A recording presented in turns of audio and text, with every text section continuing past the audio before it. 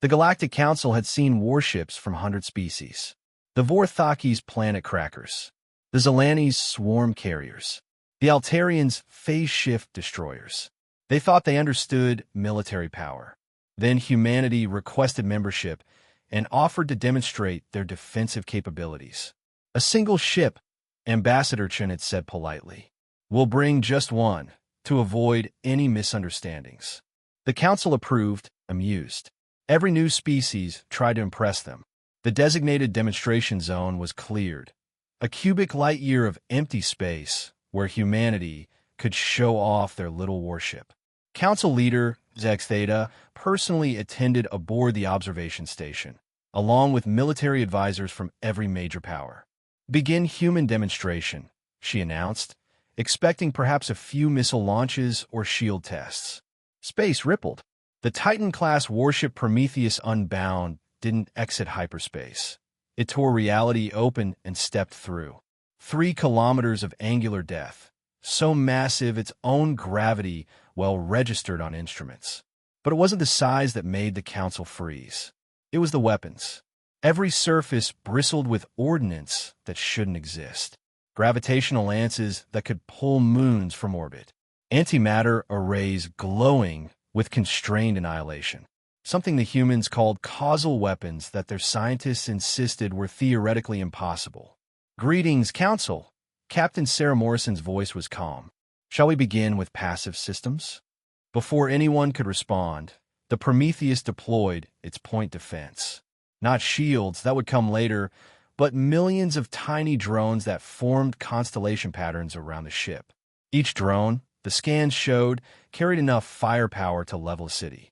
Dear gods, whispered the Vorthaki admiral. Those aren't point defense. Those are attack swarms. Each one is a warship by our standards. Now shields, Morrison continued. The space around Prometheus didn't shimmer with energy barriers. Instead, it stopped existing properly. The ship was there and not there, occupying 17 dimensions simultaneously, untouchable in any of them.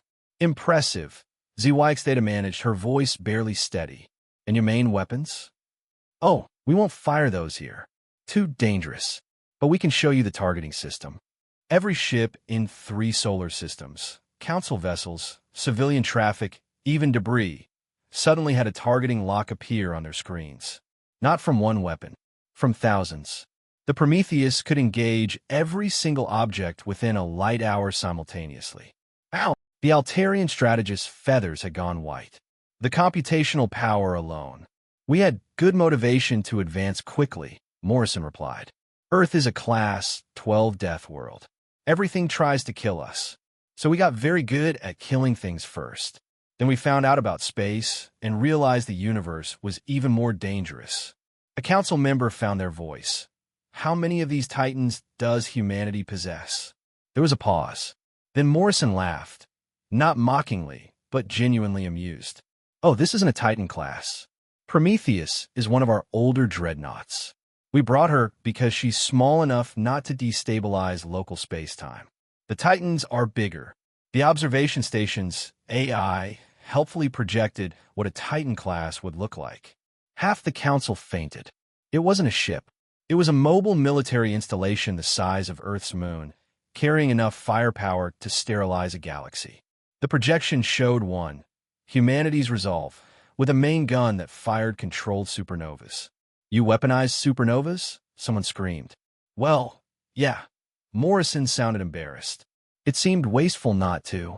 All that energy just sitting there. Cracked a whole asteroid belt into processable chunks. Very efficient. Theta, leader of the most powerful alliance in the galaxy, asked the question everyone was thinking. What could possibly require such weapons? Morrison's tone shifted, becoming serious. We don't know. But Earth taught us that just because you haven't met something that can kill you doesn't mean it's not out there. We'd rather be overprepared than extinct. She paused, then added gently, We're not showing you this as a threat. We're showing you because we want to join the Council and protect it. These ships aren't for conquering. They're for ensuring that whatever comes from the dark between galaxies finds humanity standing guard. The council voted unanimously to approve humanity's membership. Later, in private session, Zawix Theta asked her advisors, "Could we fight them if we had to?" The Vorthaki admiral laughed bitterly. "Fight them? Leader, they turned stellar death into ammunition. They made ships so powerful they had to invent new physics to build them. We don't fight humans. We thank the gods they want to be friends." The Prometheus Unbound departed peacefully, leaving behind a galaxy that now understood why humans smiled so much. When you're that prepared for war, peace becomes a choice, not a necessity.